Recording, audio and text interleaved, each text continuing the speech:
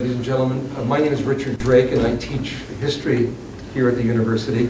It's my pleasure to introduce James Davidson Hunter of the University of Virginia. He received a PhD in sociology from Rutgers. His first two books were on evangelicalism, as I understand it. He's written a very important book on the culture wars. He is the founder and director of the Institute for the Advanced Study of Culture. He is a brilliant conversationalist and raconteur, and it is a great honor for the President's Lecture Series to welcome him and to present him to you this afternoon. He will be speaking again tonight. He'll be giving his town gown lecture on public service is the main theme, and changing culture and world change. World changing culture. That will be delivered at 8 o'clock in the University Theater. So I hope that you all will be able to come to that presentation as well. But let me somewhat belatedly turn this lectern over to our guest. James. Thank you, Richard. So what time is the game tonight? It's 7?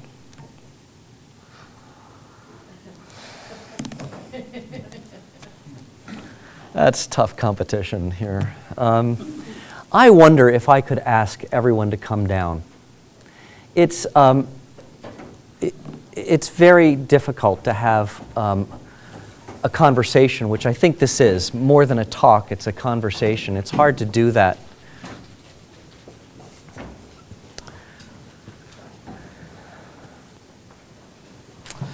When people are spread out, and I am also myopic, and so I can't see unless you're close. So.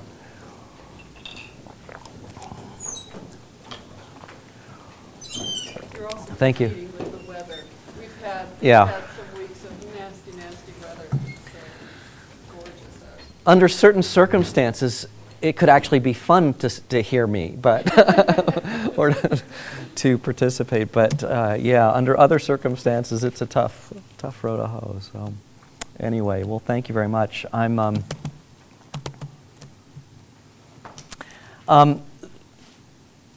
So the talk tonight is on public service and the idea of world changing.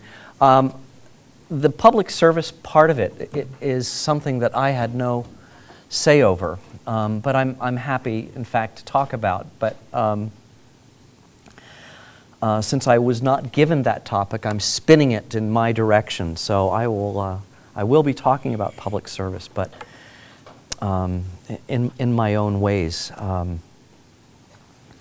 I was also asked to lead a seminar, and I love seminars because they're not just presentations, they're conversations, and I hope that in the spirit of a really good seminar, this is not about me, it's about the ideas, it's about the conversation. And the best, of course, the best seminars are ones that take on a life of their own. And but in the normal way of doing these things, I'm going to throw out a piece of red meat and see what you all do with it. I actually am thinking a lot about these things. I have some convictions, but they're not strong convictions. And I am hoping that you'll push back and we can work through and qualify and so on. But the topic is on the priority of culture over politics. And I'm beginning,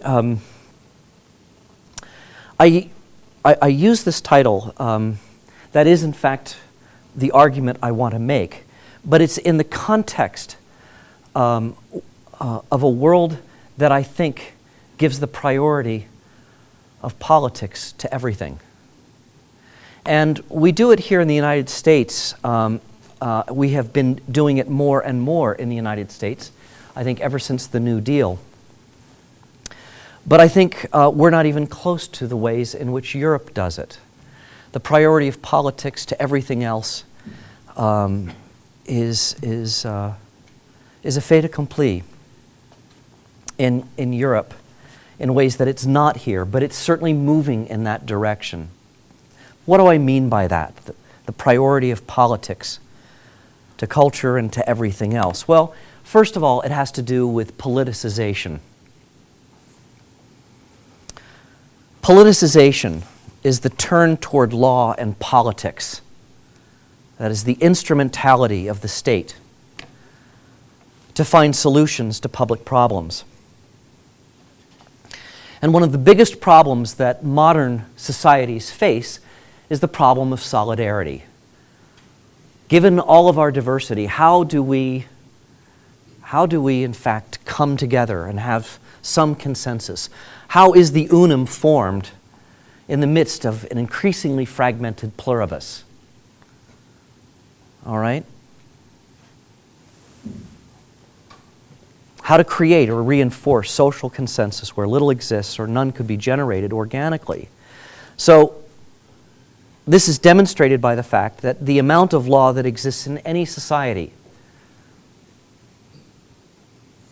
is always inversely related to the coherence and stability of a common culture. Okay? The more law there is, the less of a common culture. Law increases, the amount of law increases as cultural consensus decreases, or common law decreases. By these lights, the fabric of a common culture in modern America has worn even more thin in the last several decades, and the extraordinary amount of litigation we see in recent decades is just one place that we see it. Now, much of this litigation and policy formation represents the attempt by institutions and groups to clarify its position or jockey for position in the larger social world. Politics has become so central in our time that institutions, groups, and issues are now defined. We define them relative to the state, its laws and procedures. Institutions such as popular and higher education, philanthropy, science, the arts, even the family understand their identity and function according to what the state does or does not permit. Groups, women, minorities, gays, Christians, etc., have validity primarily through the rights conferred by the state. Issues gain legitimacy only when recognized by law and public policy. So it's not only logical, then, that problems affecting the society are seen primarily, if not only, through the prism of the state, its laws and procedures. That is, in terms of how law, policy, and politics can solve them. In other words, the state has become the incarnation of the public weal.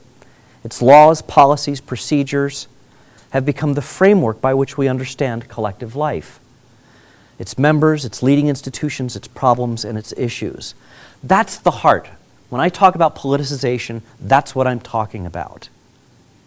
It's the heart of politicization. And it's gone so far as to affect our language, our imagination, our expectations.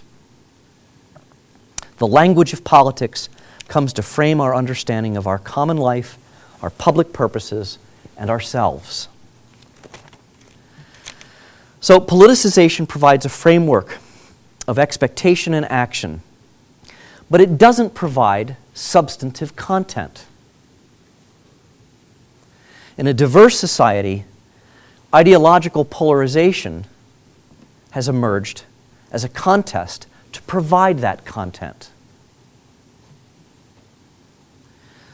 In every area of civic life, we see it not only politicized, but also strained by ideological conflict. And again, that conflict is a way of filling up the substantive gap here. family life, centuries of practice in marriage, divorce, gender roles, sexuality, child rearing, children's welfare, are contested, and the resolution of these issues has been primarily sought through legal means or political means. There's not an issue relating to the family, it seems to me, that has not been politicized in our day and divided by ideology. The same thing can be said about education, thoroughly politicized. Whether it's the standards of excellence, the curriculum, funding policy, extracurricular life, again, all politically and ideologically contested. In higher education, scholarship, hiring, promotion, tenure, especially in the humanities and the social sciences, are understood and evaluated through an ideological grid. The biggest battles that we have are oftentimes the ones that are ideological in nature. But the same can be said about science and technological innovation. Again, politicized, whether the issue is the environment, climate, energy, healthcare, human biology, the funding of scientific and technological inquiry depends upon government resources and are also framed directly or indirectly by partisan considerations. Professional organizations, the news media, one can go on and on. So there's the turn toward the state for on issues, for groups, in terms of institutional formation. We see the ideological content of everything. This is, again, a manifestation of a certain kind of priority of politics to everything else. But then the language of politics as well. The language of politics has come to shape how we understand others. The primary, if not only identity of public actors is determined by partisan attachments, whether they are real or presumed. It's not only seen in how we tend to label people and their actions and motivations ideologically as, say, conservative or liberal or traditionalist, progressive, feminist, fundamentalist, and the like. These labels credit or discredit, depending on the group one is in or the relationships one has. Even categories of identity that are not in themselves political become suffused with political meaning. And this is precisely what has happened to the categories of race, class, gender, and sexual orientation. Age and disability are evolving in this direction as well. And it's also seen in how many people understand themselves in this way. It just seems to me that next to their occupation or profession, their commitments as Democrats or Republicans, as pro-lifers or pro-choicers, as conservative or liberal, gay, and so on, compete to form the largest part of a person's identity in public. These tendencies are more pronounced within the professional classes than among, say, the business class or among wage earners, but it's a pervasive tendency all the same. Taken to an extreme, identity becomes so tightly linked to ideology that partisan commitment becomes a measure of a person's moral significance, whether a person is judged a good person or a bad person. It's the face of identity politics, okay?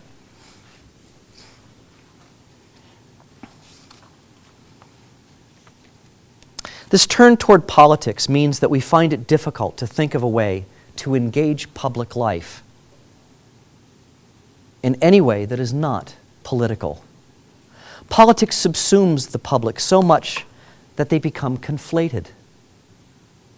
And so instead of the political realm being seen as one part of public life, all of public life is reduced to the political. Now, I'm probably overstating this, but it's for the sake of the argument. So, linguistically, the political becomes effectively synonymous with the public, for in fact, they come to occupy the same space.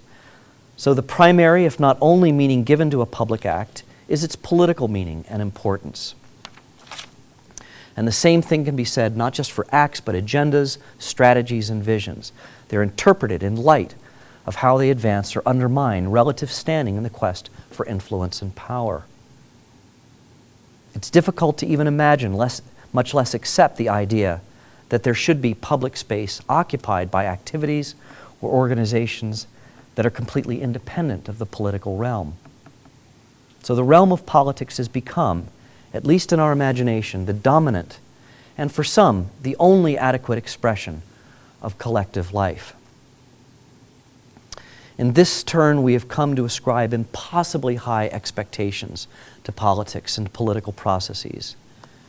We look to politics as the primary way to address our common problems and implicitly hope that politics, broadly defined, will actually solve those problems. Well, let me offer a distinction, conceptual distinction, and do so from coming out of my own thinking about the kinds of conflicts that we've witnessed over the last 20 years, what I and some others have called the culture war. And the distinction I would make is between what I call the politics of culture and the culture of politics. Okay? On the face of it, these phrases seem to be referring to the same thing. They contain the same words, and confusion is understandable. But there's an important difference implied in these two statements that goes to the heart of the larger argument I want to make today. The politics of culture refers to the push and pull of the mechanisms of power over cultural issues. Okay? So within democratic regimes, this would include the mobilization of parties, the leading politicians, their respective organizations, the financial resources, and the rank and file support. The formation of coalitions among interest groups, the special purpose organizations that proliferate. It also is about the manipulation of public rhetoric on matters reflecting the symbols or ideals at the heart of a cultural issue. And so, for example, the fight over abortion is a fight of social movements and of political parties over the policies surrounding this symbolically freighted and highly divisive cultural issue. Okay? In the literature, some people talk about this as post-materialist or expressive politics. Over against that is the culture of politics, by which I mean it's the symbolic environment within which political institutions are embedded and political action occurs. The culture of politics is about the symbolic environment constituted by the basic frameworks of meaning that make particular political arrangements possible in the first place, understandable in the first place, desirable in the first place. These basic frameworks of meaning, implicit meaning, constitute what I would call a culture's deep structure. Okay? The basic frameworks of implicit meaning constitute a culture's deep structure. This is similar in some ways to what Charles Taylor has called social imaginaries, or what Pierre Bourdieu has called habitus, but especially as it refers to the ontology of the social order, its implicit structure of authority, its implicit anthropology, its implicit, sometimes explicit, but narrative, collective narrative, and the like. Without these deep structures, certain political institutions and practices simply don't make any sense at all. Politics may protect a political social order, but it doesn't shape it, or lead it, or guide it. As Michael Oakeshott once put it, a political system presupposes a civilization. It has a function to perform in regard to that civilization, but it's a function mainly of protection and to a minor degree of merely mechanical interpretation and expression. So, political activity may have given us the Magna Carta and the Bill of Rights, but it didn't give us the contents of those documents. The content of those documents came from a stratum of social thought far too deep to be influenced by the actions of politicians. The same can be said for the Declaration of Independence, the Treaty of Versailles, the UN Charter for Human Rights, and the Kyoto Accord. Political activity may have produced these documents, but it didn't provide their substance. These too came from a framework of sensibility and understanding, of narratives, of authority, far deeper than the explicit deliberations and decisions of the architects of those documents. Let me put it this way. Politicization, the politics of culture, may be the most visible aspect of the present normative conflicts as we see them. But that also makes them the most ephemeral, and therefore the least important part of what's going on. It's the most visible, but the most ephemeral, and the least important from my vantage point. The reason is that culture nearly always leads politics, and not the other way around. So, for example, a sea change in the acceptance of homosexuality and gay rights by educated professionals, the re-symbolization of gay life in art, in the media, long preceded its acceptance in law and in politics. Okay? In public policy. Laws protecting the rights of women followed its popular acceptance, especially within the upper middle classes, and so on. All right? Culture frames concerns. It legitimates claims. It articulates arguments and the like that are then ratified by law and policy. As I say, culture tends to lead and politics tends to follow. Politics will and must change on an almost daily basis. The movements of culture are much slower. Attention given to the observable and the behavioral aspects of change and conflict tends to make one inattentive to what's taking place in the deep structures of cultural change in any moment in history, to the ways it relates, for example, to the epochal shift we speak of when we speak of late modernity. And not least among these are the subtle but profound shifts in the nature and dynamics of authority. Okay? So what are the implications of this? First of all, let me offer a quick qualification.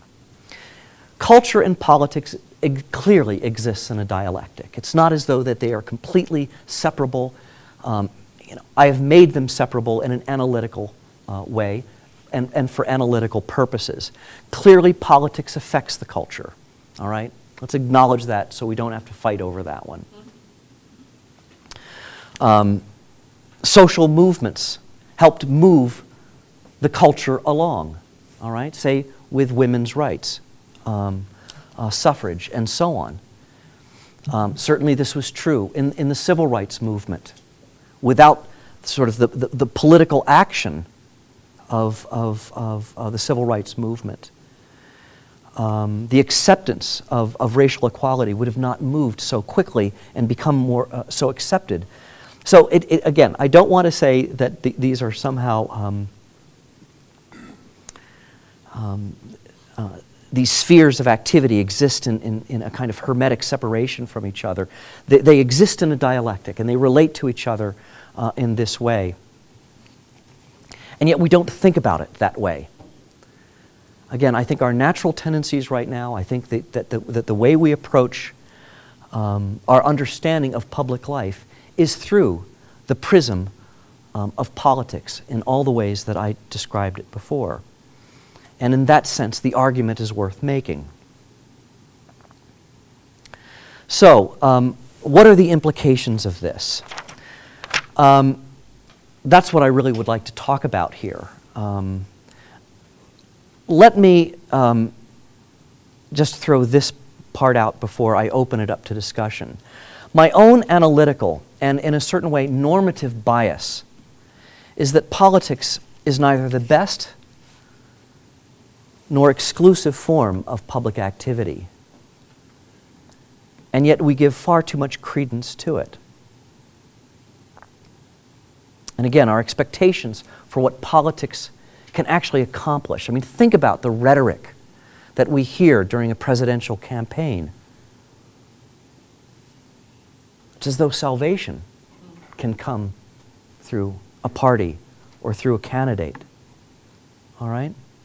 And in the conflicts that I've studied, in the culture war, on the extremes, the Christian right is wrong on this no less than the secular left. All right? E.J. Dionne wrote that the culture war exploits our discontents. The task of politics is to heal them. Well, even at its best, politics represents a simplification and a vulgarization of sensibilities that are found in the culture.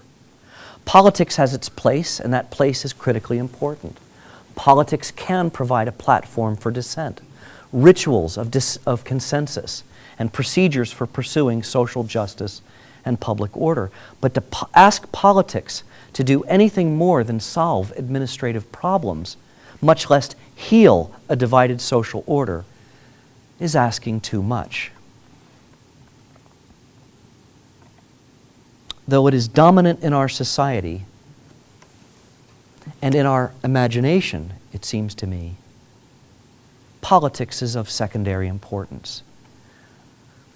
And at bottom, I would say this, that liberal democracy is not just a political structure. It is first and foremost a political culture, a myth, a set of ideals, a discourse, and the habits of mind, belief, and relationship that sustain it.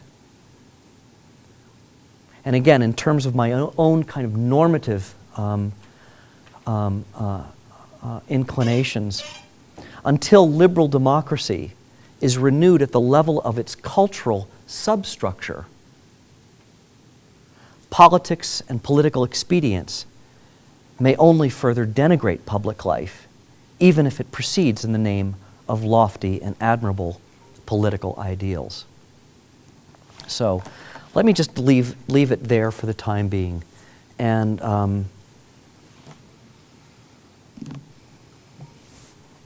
see what you have to say. Yes, Rick. James, I'm enough of an admirer of Antonio Gramsci to fully share your thesis about the priority of culture over politics. I think he spends 3,000 pages in the prison notebooks illustrating your argument, which you have presented to us with commendable succinctness. But I think this model has to be used with care. And I'm thinking in particular of the historical example you cited in the middle of your talk, the Treaty of Versailles. You ticked off a number of, of arrangements of that kind that could not be explained in terms of politics, that a deeper cultural investigation would have to be undertaken to really understand what motivated the negotiators at Versailles. As you cited that example, I couldn't help but think of John Maynard Keynes, whose Economic Consequences of the Peace is still the most brilliant book ever written about that treaty. He would disagree with you, and with me, by the way, because he argues in that book, and keep in mind he was a negotiator at the treaty himself. He was a member of the Treasury Department and was on hand as an advisor to the British negotiators. So he witnessed this entire episode from January, when the treaty negotiations began, until June, when out of disgust he left the Versailles negotiations and went to write his excoriating book of what took place at Versailles. His argument is that Versailles was entirely about politics. There's absolutely nothing else involved except what he describes as a brilliant feint to deceive the Germans into thinking that they were going to have a treaty based on the 14 points, which Wilson in January of 1918 had said would be the basis of any treaty negotiations in which the United States would participate. But then once the German guard was down and they were vulnerable and at our mercy, we moved in for the kill and exploited the hell out of them. And in the process threw them into a vortex, which in the end would churn up Hitler at the top.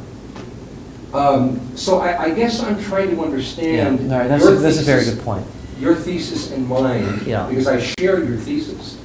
But how in discrete episodes, such as the Treaty of Versailles, we really can get around this Keynesian insistence that there are moments in history that really can be reduced to power, money, and greed, and nothing more. Yeah. Well, the easiest thing for me to do would just to scratch that off the list and He would be after you if he were here. right. And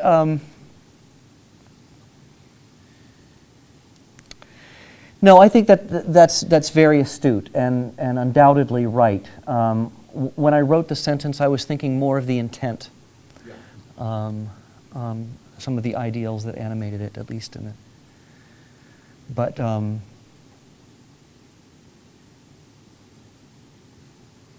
clearly, no, I think that's actually very helpful. So, point taken. So there are exceptions to our shared theory Yeah, I think that's about the priority of well. Maybe it becomes an illustration of how politics trumped culture and therefore produced an inadequate peace. And had there been an adequate cultural substructure, it would have meant something in over the long haul. So, Albert. I think you threw in the towel too soon. Okay. Because, the Prussians in 1870 defeated France, and they really stuck it to them. They had the Prussian king crowned German emperor in Versailles, and then they took away Alsace and I think even Lorraine, and then the Germans were, and I grew up in the shadow of all this, were just unbearably clumsy, haughty, offensive. Reminds us of recent episodes of foreign policy in this country. And I think when they were defeated finally, and I mean it was just not a lovely country. The Prussia. There's this downfall of Prussia from the enlightened Prussia of Frederick the Great to this chauvinist, to a fault, Prussia of the Emperor William II, and so I think they had the French especially, they felt they had a moral duty to set things right, to set an example that this is just not done. And I think the Germans started the war. I mean, there are always lots of little circumstances, but it was the kind of haughtiness and pride and ill-considered expansionist attitude that took part after Bismarck had left. So I think it was a moral tale, and it wasn't wise, and bad things always creep into moral postures, like envy and. What do you then? What do you say to Keynes' argument then? It was just bad politics,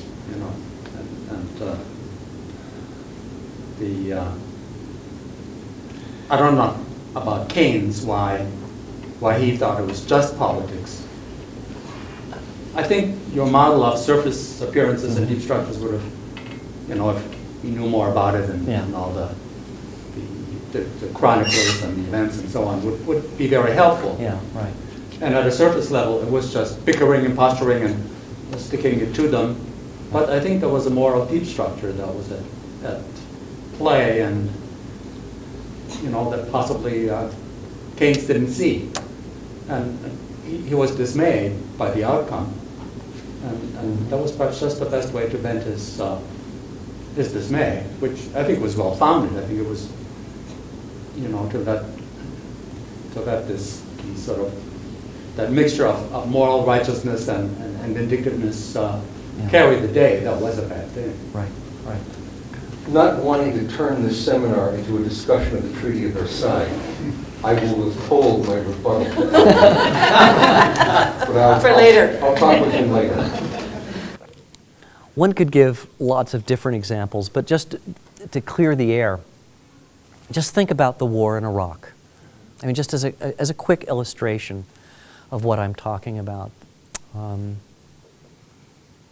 Clearly, the Bush administration thought that they would win militarily. I think they were surprised by how quickly they won militarily. But they had not understood anything about the deep history of the culture there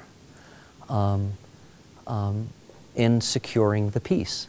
And again, that explains, I think, an awful lot about the quagmire that we are in, for better or for worse. It's not understanding how the competing frameworks of meaning in different religious and cultural and regional parts of that country.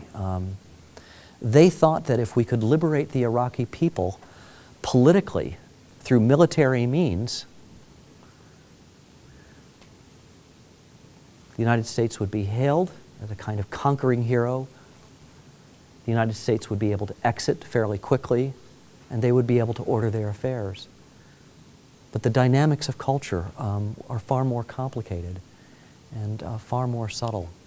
You had a question. I certainly see how the issues of gay rights and women's rights fit into your argument. How would you analyze in your construct the shift in the sea change, really, in the way we, at least in this country, look at the environment? And maybe most of us never heard the word ecology before, Right. sometimes in a second. Yeah, that's a good question. I don't follow that nearly as closely as my colleague Josh Yates. And so just for the sake of a seminar and getting more voices, I'll ask Josh to respond to that. Here's your shot. Here's your shot. My shot. Well, I would say I think it fits. I think to some extent, maybe not perfectly, but I think there's some tension in what you're saying between you talked about at the end about very sensitive social movements. I think there's been a deep tension in the United States for a long time, going back a long way, between a perspective about our natural environment as a place of abundance. Going back to the very first journal entries of explorers who came here, and the vast abundance that seemed to be the New World. But then very quickly there were people who began in the Emersonian and other vein who thought, well, yes, but as we begin to people and as industrialization takes over, we need to protect. And so that was a minor key to the major key. And then for a long time, it was, again, sort of a low-lying thing until the 70s, really, where it took off. And that was fueled mainly by social movements. It brought it to our consciousness, played on a deep, again, a minor strand in our culture, but one that was still there, and they tapped it very effectively. So it's not, on the one hand, there were some cultural resources there that were there laying dormant or low-lying, and then certain people activated and mobilized and made it much major. See, I would answer the question in a similar way, but I would say that what you're calling a minor key is a much, I don't know if it's a major key, but it's certainly a much larger key than you're giving credit for, and it's Romanticism. Romanticism has a long tradition in the West and over the last 200 years, and I see the 1960s, the 60s, as an expression of a kind of romanticist protest to a kind of scientific, technologically dominating the rise of these massive bureaucracies, and environmentalism and its embrace of nature, its valorization of natural beauty and so on, was an expression of a larger movement that again has very deep cultural roots in the United States, but also in the West more broadly. And I think those were precisely the resources that generation was drawing upon. It was simply one manifestation. Again, I think it was I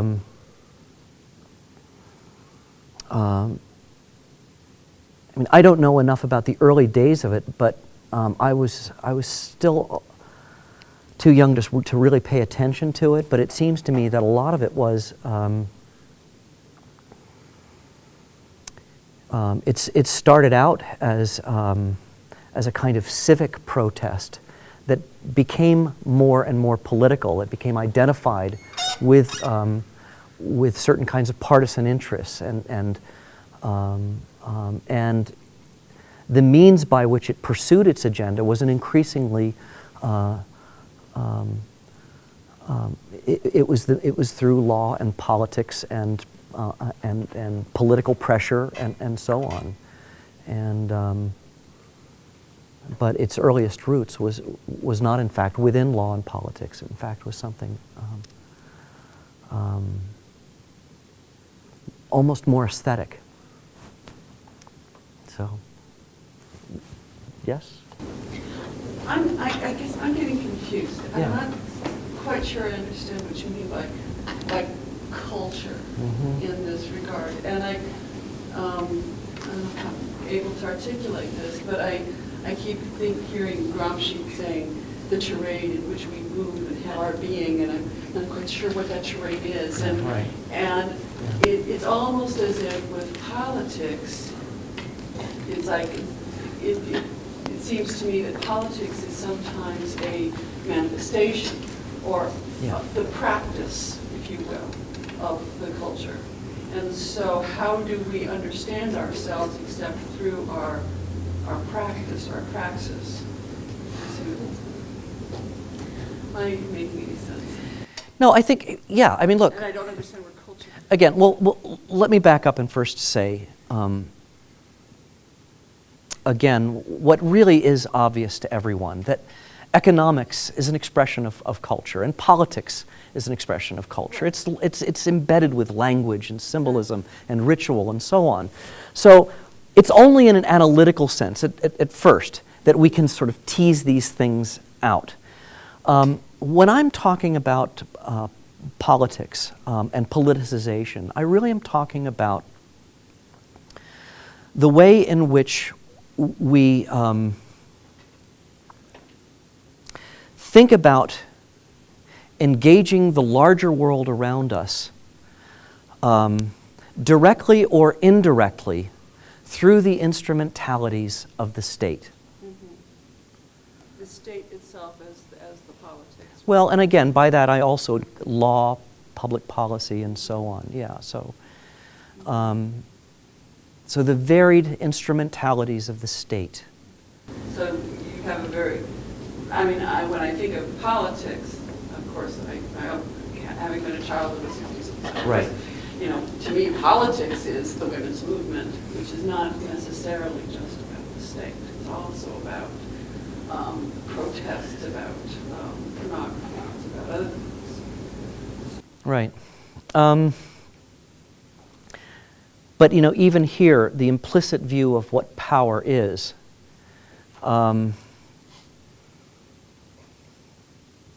is a kind of political definition of power. It's about domination. And so I would say that that understanding of power that has been infused within feminism, and I actually think, ironically, even within, say, the Christian right, is very much a political understanding of power. And look, again, this is kind of formative for me right now. I'm still trying to think these things through. But what I'm ultimately trying to get at, so you see sort of the end game, is I'm trying to imagine, and I'll touch a little bit on this tonight.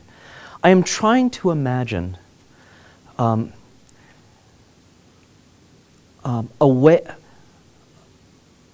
public realm that is not infused or suffused with simply political meaning.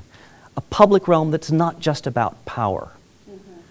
A way of engaging the public of the common good, and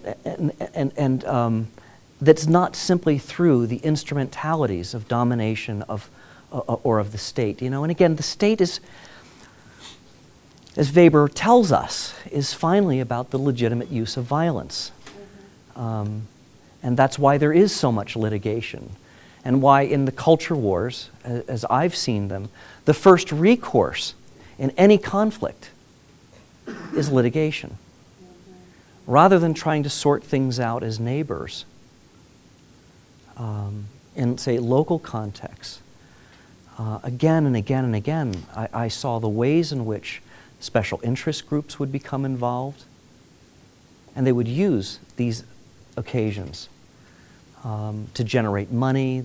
They would provide the kind of script, but it was ultimately Basically, and when you're talking about, let's say culture wars about abortion and choice and so forth, and so you have the amendment means, or another option, which is the one that other people propose, is providing other alternatives to terminating pregnancy, other alternatives to like Right. actually giving Yeah. women enough money to raise their children. right.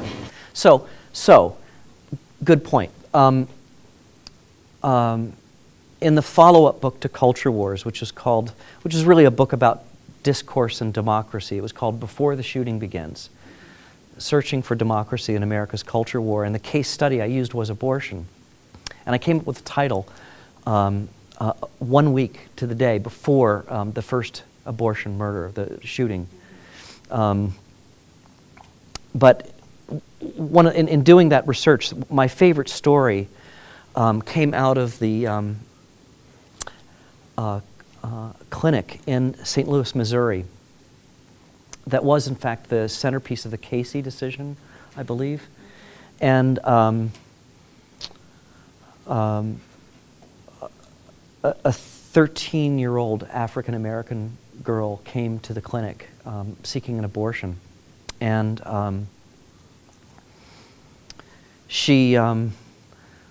they explained to her what was about to happen, and she freaked out. And she said, "There's no way I can do this." And so the head of the clinic, who was the head of the pro-choice movement in St. Louis, Missouri, called her arch enemy, her nemesis in the pro-life movement, and said, "We've got a problem here. There's a young girl who came for an abortion. She's decided not to have it.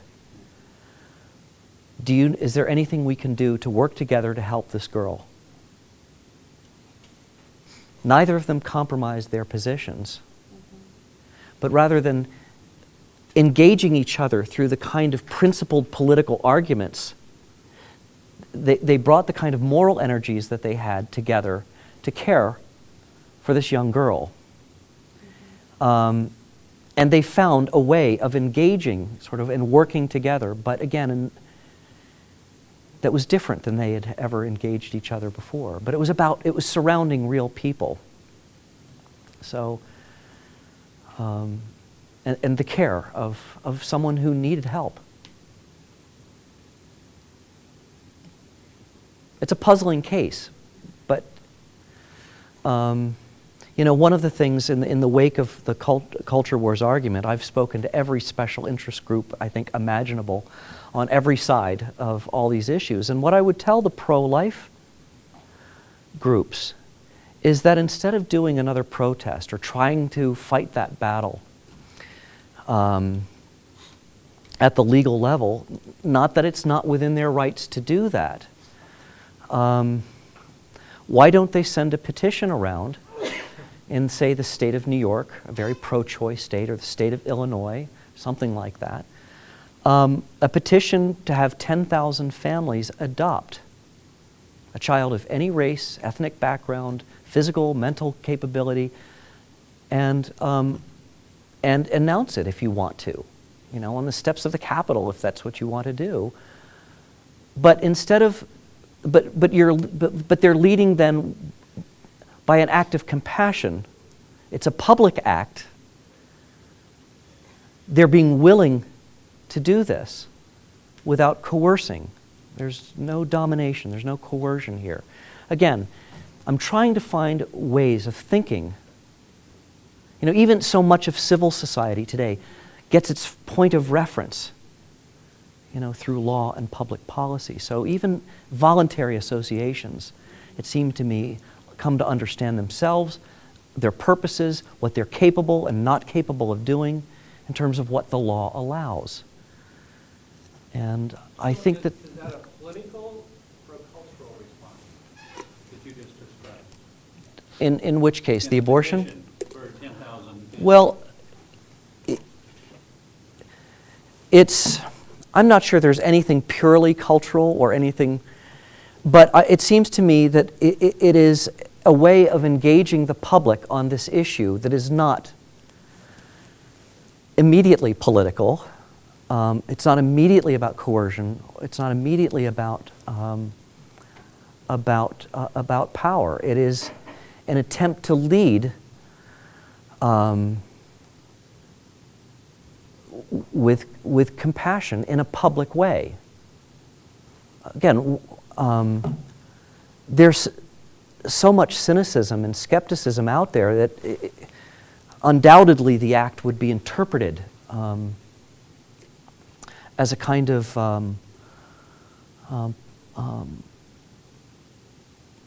maybe in a kind of crudely political way, as a kind of a form of political manipulation, but it would require them to follow through. If the pro-life movement talks about its compassion for the unborn, well, prove it. Prove it. Demonstrate that. But the dominant witness of the pro-life movement is in fact a political engagement. It's about the state rather than themselves sort of carrying that. So again, anyway, I'll just leave it there. Let's move on to another. I'd like to start with a clarifying question. If I understand you correctly, the thrust of your argument is that the collective imagination has become impoverished because of the domination of state logic that is everywhere around us. Obviously, politicians, it's even social movements, in culture and individual citizens. Yes, right? That's what's bothering. Yeah. And thus, because we're so dominated by this state recourse logic, we lost the imagination to think of other kinds of things to do. I don't hear you saying that going to the state is always wrong. No. For example, you brought up the civil rights movement. Where would the Southern civil rights movement have been if they had not gone to the state for recourse? Right. Of course. So I don't hear you arguing that it's always wrong. I hear you being bothered by it's like a solar eclipse. So that it's just so. That's what I mean when I say that the public is conflated with the political, or the political is conflated with the public, so that we can't imagine any space that is in public that is also not somehow also political.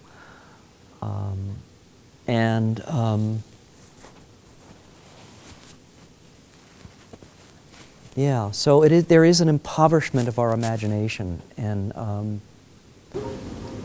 The state doesn't have to be just about institutionalized violence. It doesn't. Of course not. It is Of course also, not. it Of is course also not. the public square. It is also where we get together and debate things and we make decisions that don't necessarily have to do with having power over another. I mean, ideally. ideally. But look at the Ideally. nature of that debate. Oh, I know.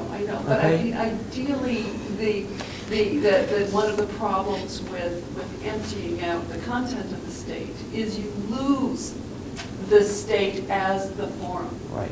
And instead what you get is the state as the instrument of, say, corporations or whichever. Or of special interest Or groups. special interest Right, groups. yeah. But, you know, one of the, I would argue, I mean, it's been one of my big bugaboos is the way that the movement toward neoliberalism has emptied out. Right. That purpose of the state as a place where we can take care of each other. Right. So. It doesn't have to be just about power. So, well, no, I completely agree. I think it's become increasingly about that, precisely because of the kind of cultural impoverishment at the level of its or the impoverishment at the level of its cultural substructure. It has less and less to draw upon, and in part because of neoliberalism, and in part because, you know, of the growing size of the state itself, and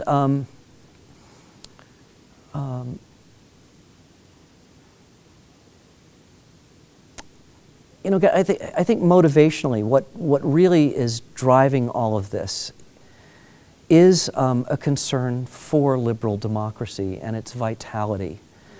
I think of American democracy and Western democracy more broadly as a very unique moment in taking place it's an Enlightenment era project that depended upon cultural resources, you know, following, say, someone like Adam Seligman in his book on civil society, a kind of neoclassicism, Lockean liberalism, to be sure, but also the religious resources of Reform Protestantism, as he puts it. I think it was broader than that, but those cultural resources are no longer fixed sources for us. As you say, there's been an emptying out, a thinning out of those kinds of things. So you're saying that we don't move so that cultures appear. Well, I just think that there's been a thinning out of the cultural resources available to us, period. But what is left? I mean, think again about the problem of consensus. How do we create solidarity in any social order? Following Emil Durkheim, you know, there is the solidarity of common beliefs, and what he called mechanical solidarity, and then there is the organic solidarity, a solidarity based upon interdependence. Okay?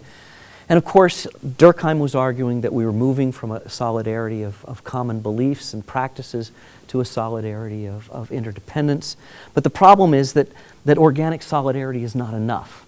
I mean, even Durkheim recognized that. It was not enough. There had to be some kind of shared beliefs, shared values. It's those shared beliefs and values, whether we are conscious of them or whether they are part of a kind of deep structure of the narrative of our community and so on, that is becoming thinner and thinner and thinner. So how do you sustain a liberal democracy in a society that is increasingly fragmented, increasingly contentious in many ways? How do you sustain it, and how do you renew it without some of those things? And it seems to me that unless there is a public space that is somehow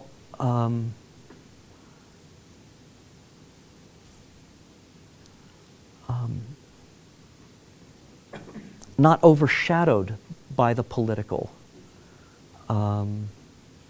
that it's going to be hard to find and regenerate those things. So that's sort of the end game for me, because it's rooted in a worry. But anyways, so yes. So, part of the narrative that you're telling has to do a lot with the rise of the modern state, particularly since the New Deal. Yeah. There's another narrative, I'm just curious to see what you think of it, which is that culture itself is power. Not just, you've isolated power as coercion that comes out of the state. But culture itself is power. So one can think of a kind of WASP establishment, right? That a lot of groups turn to the state as a means of breaking a more informal kind of power, right? So I'm just curious how you think about that narrative. Right. I mean, well, this is Foucault. This is Nietzsche. This is a lot of different people, and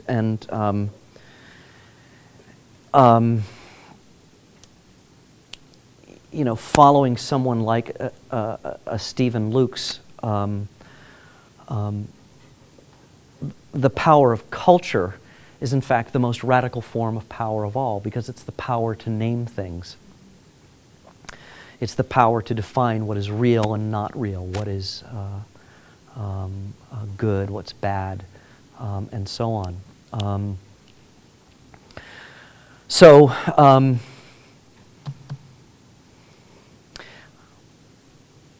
Well, right. So what I would say would be that it is that kind of cultural power linked to institutions like the modern corporation or the modern state.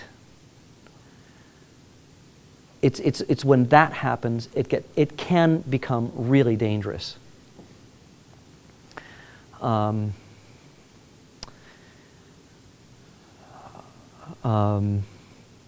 Now, what I'm really talking about is a kind of Tocquevillian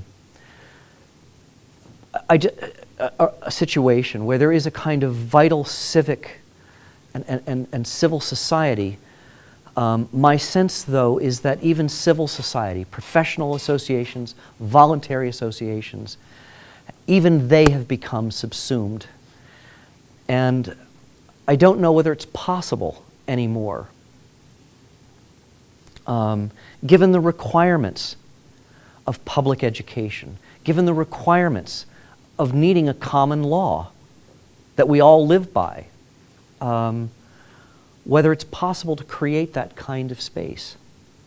I mean, the real irony here, I'm kind of dodging your question while I'm still sort of trying to figure it out in my mind, but I want to say something. I mean, part of the irony here is about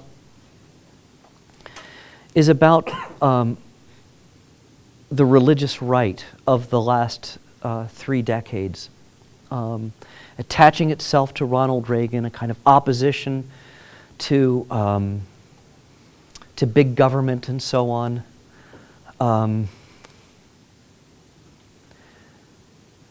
You know, the tragic irony is that in the name of resisting big government, they have done more to politicize values, families, you know, a private space that sexuality, not that they were alone in that, their opponents did so as well. The tragic irony is that they have done so much to increase the power and surveillance of the state. So they end up doing exactly the opposite. Even though in principle, they too are trying to preserve some space, in principle, that's not tainted. But so there's something really big and insidious about all of this. But I do think that the issue that you're raising about cultural power becomes and the reason I use the Christian right, the religious right, as an illustration is that even those who are trying to preserve that space, it's when it becomes tied that kind of cultural power is tied to big institutions, by those who don't even want it to do so, that's when that kind of radical power, as Luke puts it, can become oppressive to difference. So, yeah. I find it curious that a global problem like climate change hasn't found a way to overwhelm this culture versus politics standoff. And I'd love you to break that down into so many little pieces, but as an overarching global problem, it feels to me like that might be a place to unwind this thinness, to add some dimension to this space you're trying to create, and yet it hasn't done that. Why do you think that hasn't happened, or do you think it's time it hasn't done that? Why do you think? I mean, Well, the kind of I had skeptical thought about part of me this. said, when you said that this kind of power, culture itself is power, and when it becomes entwined with corporate values, that becomes power, that really scares you, is kind of where I cynically would fall to answer that question. But it just seems to me that the humanity, the global humanity that is affected by climate change might resolve to overcome this divisive dynamic. If anything were to, this would. And yet it's not. And I think it's all about corporate power, and it's all about the way we envision political power, and the way we envision the questions seems to be the problem. But I just throw that out for conversation. It seems to me a problem big enough to overcome this dichotomy. Right. So crisis, in a way, creates conditions that if they don't trump, they certainly unsettle previous understandings that are deeply patterned, deeply institutionalized. I mean, I think that's part of the hope for some, the silver lining that some are looking for in the current financial crisis, that there is a crisis in neoliberalism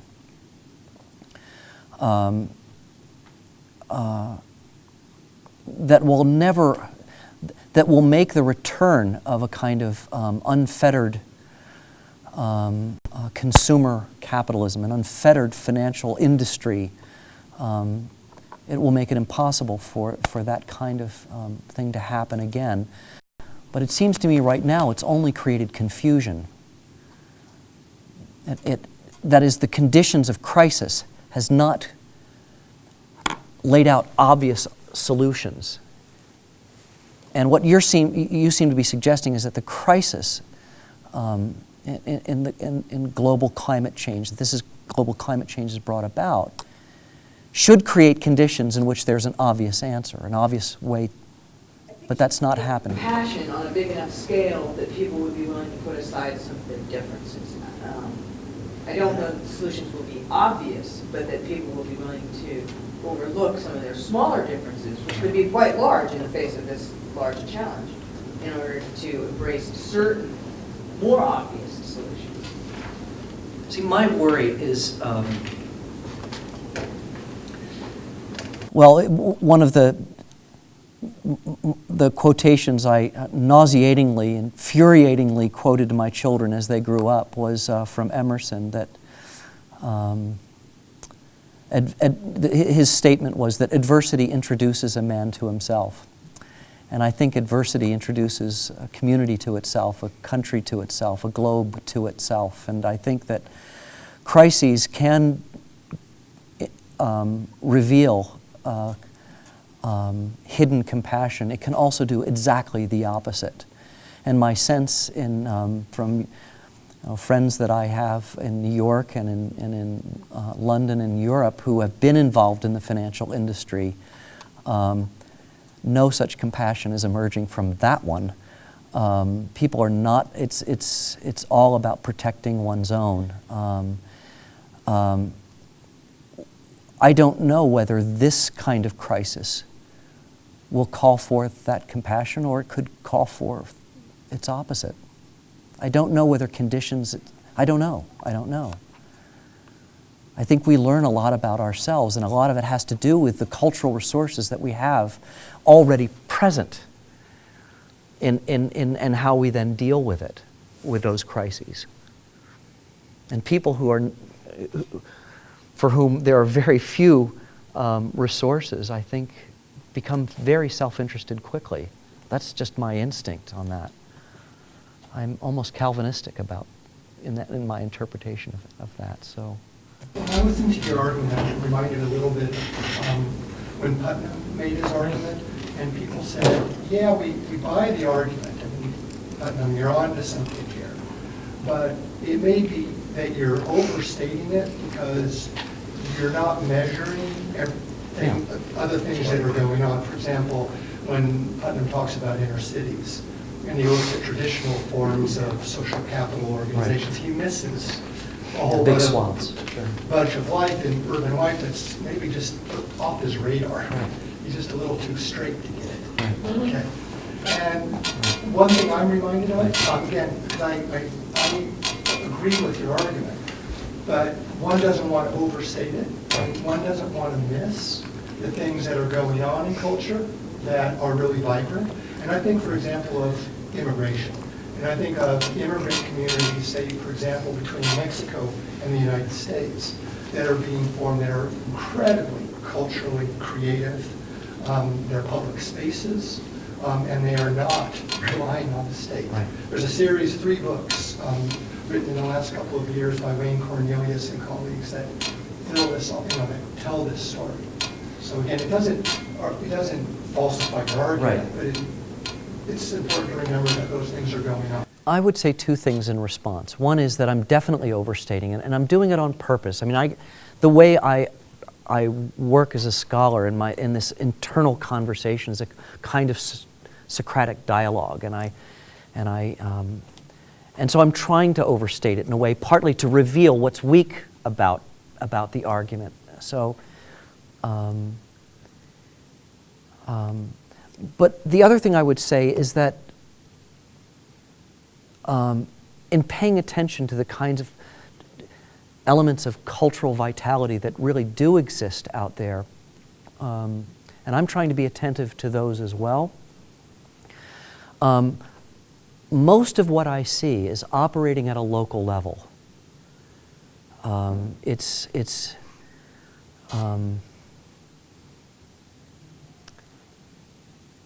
So again, if I could just make that observation, and I don't know if that bears on the book. I haven't read the book that you just mentioned, but if I could also make that observation in light of what I had said earlier about liberal democracy, part of my fear is that America has just become too big, too complex for those kinds of local things to have much of a difference at a national level.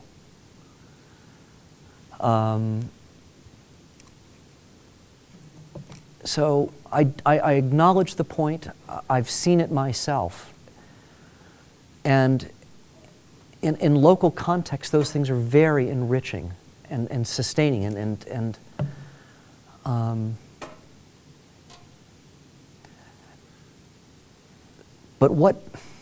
a lot of it too, I think, also depends on what you mean by public. You know, the public, the word public can mean something.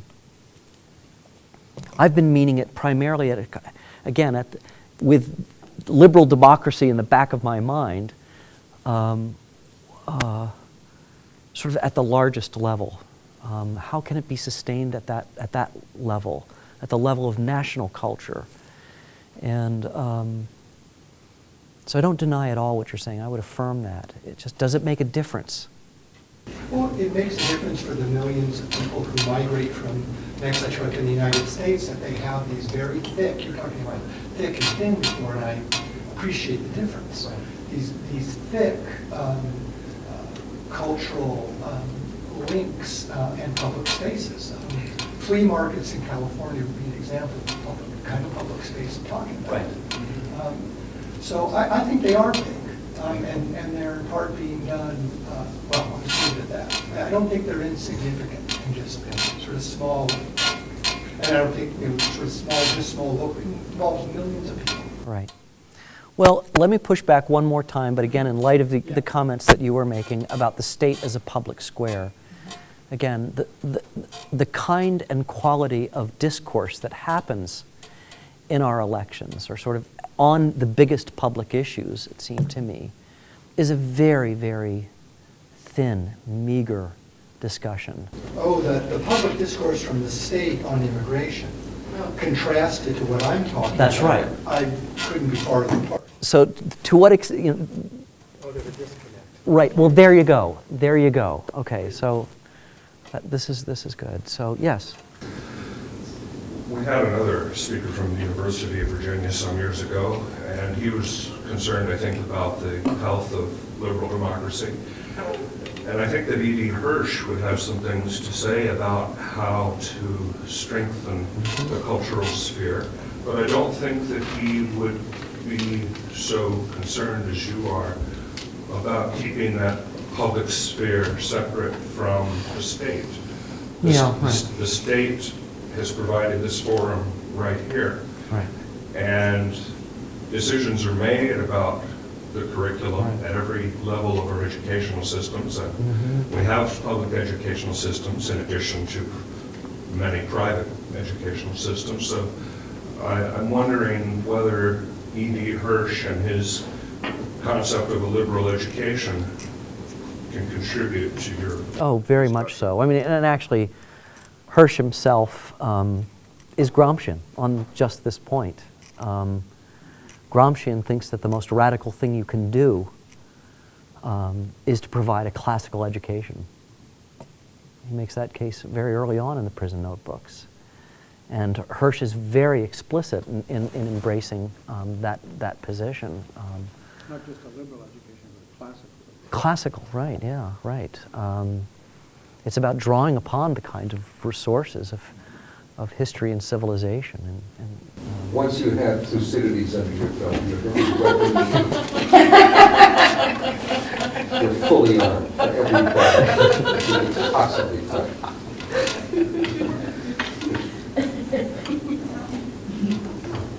Yeah. It seemed to me that your argument might have been clearer to some of us if you had not even used the word culture and the word politics, and instead had talked about morality and the role of government and governmental force in morality. Clearly, our moral lives are not completely within government. Right. They can't be, they shouldn't be. It would have been easier to do that. It would have simplified things, but it would have also distorted, I think, the problem. I think because to simply talk about government is not, you're missing an awful lot of what is comprised in the kind of hyper-politicization that I think is taking place right now. And to simply think of culture as morality misses the importance of narrative. It misses the importance of collective ritual and of symbolism. There's a broader sense of moral. Well, I know, as the normative, but I thought you were suggesting something narrower. Well, there's a broader sense of moral that takes in the cultural Right. too. And that's how I was understanding the culture. But some of the ritual is not moral. You know. Well, not ethical anyway. So. Well, thank you very much, Professor.